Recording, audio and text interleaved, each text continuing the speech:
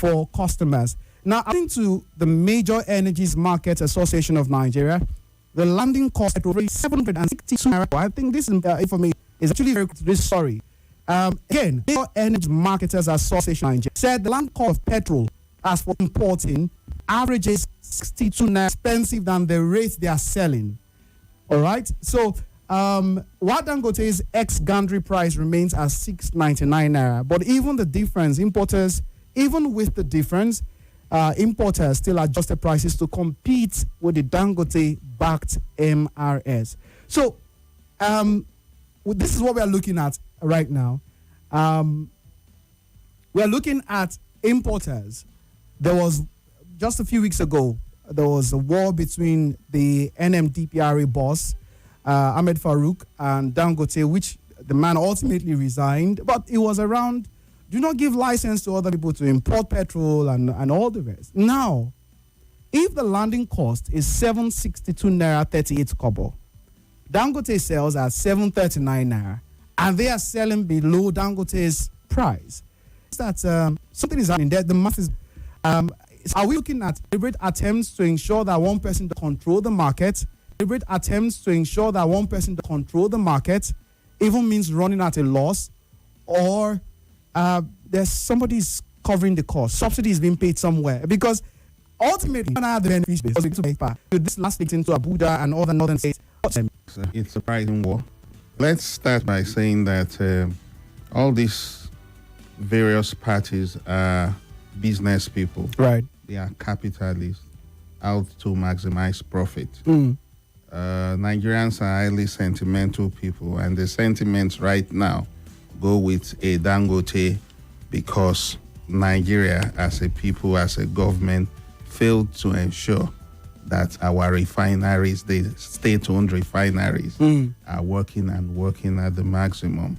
So the average Nigerian is excited that at least one Nigerian, the richest in Africa, is able to get a refinery as large as that. And so they seem to feel a sense of ownership. Right. So the sentiment is there. And therefore, the tendency when sentiments come in to look at things dispassionately is very rare. Yeah. You know? So, but Dangote is a businessman, pure and simple. It's not a charity. He's not running a charity organization. The marketers, the retailers, the marketers are also uncharitable capitalists. Right. They are all in it for their own gains. Dangote is innovating, bringing his own vehicles, his own distribution that will CNG powered, that will also help to reduce the cost of his taking it to the various stations where they'll sell. The marketers opposed it, objected to it. They are fighting, tooth and nail, because they know the implication. Right. They are importing. If already, based on last, they are selling now at a price far below the landing cost. Then it is an outright war because they want to match Dangote strength for strength. Who is gaining at this moment? Of course, it's still in the southwest. This price war has not trickled down to the north central, Abuja, where else. Now, my friend was in the southwest in these last 2 weeks, and he said it was amazing the kind of pricing he got for fuel when he was buying fuel. So yes, temporarily, the consumers gain from a price war, be it petrol, be it whatever. But the danger in all of this is that the strongest, the one with sources, with the deeper pocket, will eventually, because it's not sustainable to sell at a price landing cost. It is not. Which is where my concern is, because officially on paper, there's no subsidy payment at the government. So it's either two are happening, either subsidy is being paid, or there is an exclusive forex,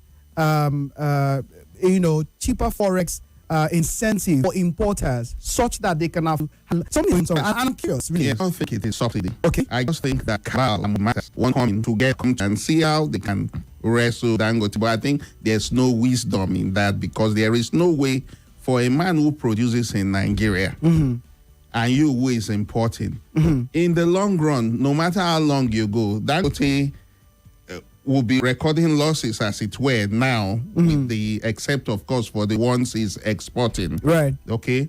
So, because he's exporting, he's able to get to a certain level where he can somehow make up for the losses selling in by Nigeria. Exporting to other... Yes, by exporting to other countries. He could be able to, he could, for some of the losses selling this way, but also out of charity. By the time with these marketers, we find that whatever abracadabra they are doing in selling at a cost less than their landing price, it is not sustainable. We've seen this pricing war in other sectors. We've seen the pricing war in cement that led to the collapse of other cement factories and all that. Right. It happened with Dangote powering them. It's safe to say that Dangote knows of the game. He's a big player. He's got a deeper pocket. And that's the advantage of owning his own refinery. Whatever way. Let me talk about the pocket. I wonder where President Bola Tinubu's administration stands on this issue. When we talk about Dangote, one thing that many people seem to forget is the fact that he enjoyed some sort of partnership, some sort of sponsorship by the federal government. For example, as at last year, they signed a Naira for crude deal for 2 years, meaning that he can now buy crude from the NNPC Naira and reduce that pressure on forex, as it were. So it means that I'm looking at gantry price. It's still equals 69996, if I'm not mistaken. And I'm wondering, why is gantry price still close to that bench prices? So I'm looking here. I'm confused as to where President Bola doesn't stand, because on one hand, it looks like the NNPC is backing, or the NMDPRA, which is an internal agency, is back importers. And the position is clear. You cannot be the sole manufacturer or the sole producer in the country. And maybe I can understand that. But now it's like the government is backing this people, also backing this person. They've allowed him to successfully also, sell to other West African countries. That happens with the government in play. The government is an investor in the refinery. So I'm really wondering, where does the government stand in this case? Because it looks like it's just been indifferent, on the fence.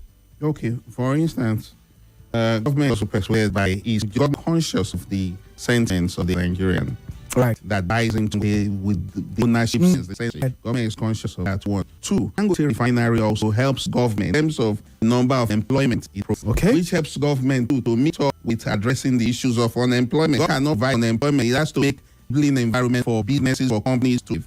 So that is one of the advantages that Dangote enjoys, because government sees it as a big firm that is also providing employment. Then again, government is also to itself that it's failed its own refinery. Okay? And because it's failed, and we do not know what is happening till now to the Warri, to the Port Harcourt refineries, especially those two. Because of that, sentiment is in favor of Dangote when it comes to the Nigerian public. And therefore, government takes a bit of caution in how it reacts. The marketers themselves have a dilemma. They are importing. Dangote actually did not even want any licenses to be given to people to import fuel. But we know that Dangote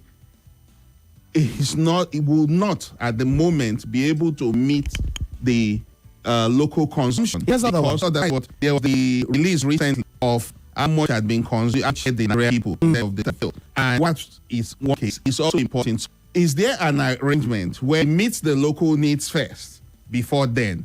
So you find that he had a running battle with Farouk Ahmed because they feel that they should give license out. Argument of the Farouk Ahmed's team is that except for a license to import, I'm able to meet up the requirements of the people. You see, as it is, a lot of times it's not even safe to have the monopoly of one person owning especially a sector like oil, a production energy sector license. Others have the production license to have refineries. I understand that one is working hard in Cross River also to get it to operation. We need to really diversify, deregulate so that we can have proper pricing. When only one person is producing And you don't take it from Dangote. You invest. You have the call to bring invest to do business of refinery sector. That sector is a very dicey sector. So it takes its flowers. It's a business. Government needs to be proactive in negotiation so that we have a situation where the masses, the consumers, are not shortchanged. Because ultimately, if the import licenses they gave to marketers, if the marketers themselves collapse in this price war, which is likely, what will happen? It means that we are now left to the whims and caprices of Dangote alone, and he is a capitalist. And that is not the idea of the deregulation. It's not the idea. So the PIA did not contemplate that one person would do that. Exactly. But it is not Dangote's fault. It's our investors coming in to do what they need to do. I absolutely agree with you on that. I mean, we need to shift again. One question comes to mind, Lemmy. If independent importers of PMS can sell at a price lower than the landing cost because there's a price war with local producer, we're made to believe that we should buy an naira before. That's something. Is the abracadabra in the price war. They've not been fair to Nigerians. The abracadabra will be investigated. Are they selling to landing cost? Are they selling genuinely less than the land cost they disclose? Is there someone who is filling in the shortfall? And what a consumer would also worry about the quality. While it's a free market economy at the international level, pricing is determined by the forces. It is important too that government must not shirk in its responsibility to make sure that it is vigilant enough to know what is going on in the system. Remember, several years ago, we had a situation where fuel was imported into the country and it knocked lots of people's car engines. I was a victim. You were, okay. Nobody, you bought the pain yourself. Nobody will compensate you for that. And that is not how it ought to be in civilized climes. It's one. This conversation is one that there's a lot of questions needs to be asked. You asked a very critical question: the quality of these products being imported. Because I understand that many of them buy from Russia. I also know. I think so it was last week or last 2 weeks. I was reading a particular report that says that that was defending the Petrol that is one of the best in the world. Talking about the one from Russia and the one from Malta too.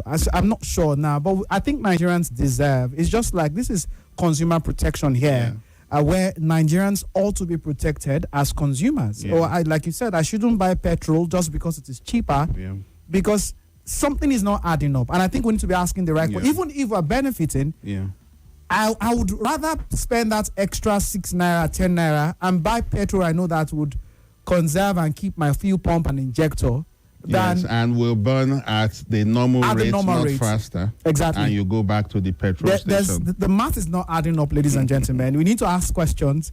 Selling at a price lower than the landing cost. It is not that I'm fabricating this thing. It's right here. I did read that the Major Energies Marketers Association of Nigeria, according to them, said the landing cost of petrol averaged 762 naira 38 kobo per litre, while Dangote's ex-gantry price remained at 699 naira, a little higher, which is, I have a problem with that too, but that's by the way. But even with the difference, importers still adjusted prices to compete with Dangote-backed MRS. So something is wrong somewhere, or something is not clear. Let me not say wrong.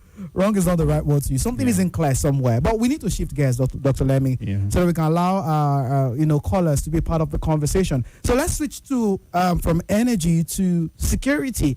And this one too is very, very troubling. Very troubling.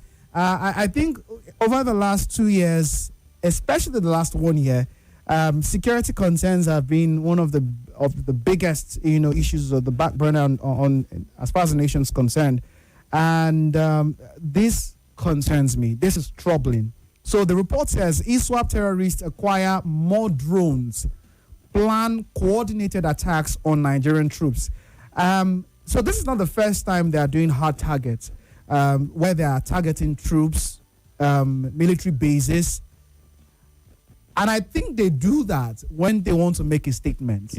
Is one thing. So when they're attacking bases, military camps, and all of it, or they're making soft targets on a New Year day, or Christmas, or I think it was Christmas Eve or Boxing Day, one of the two in December, where I think it was Borno State, if I'm not mistaken, was targeted. Those are attacks meant to make a statement. And I mean, so the security assessment cited by Premium Times, multiple drone operating nuclear sites that were hit and operating around Nigeria's